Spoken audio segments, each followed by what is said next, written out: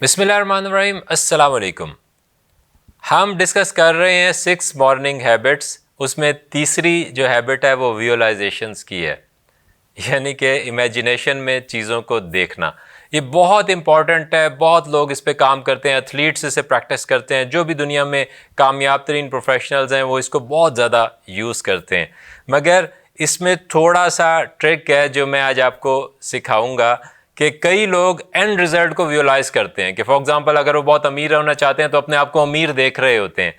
तो आपने इस तरह से नहीं करना, आपने एक और काम को करना है कि आपने एक्टिविटी को विजुअलाइज करना है कि आप अमीर होना चाहते हैं, आपका टारगेट है। उस टारगेट तक पहुंचने के लिए आपको जो एक्शंस करने हैं या जो एक्शंस आपके लिए इंपॉर्टेंट है या जो काम आपको करने हैं, आप आंखें बंद कीजिए और विजुअलाइज कीजिए कि आप वो काम कर रहे हैं। देखिए कि आप बड़े ज़बरदस्त तरीके से, बड़े अच्छे तरीके से वो काम कर रहे हैं, उस डायरेक्शन में जा रहे हैं। तो एक्टिविटी को विजुअलाइज करना शुरू कीजिए और आप देखेंगे इससे कैसे आपकी ज़िंदगी में आसानी से वो एक्टिविटीज़ आ जाएंगी। आपका बहुत बहुत शुक्रिया।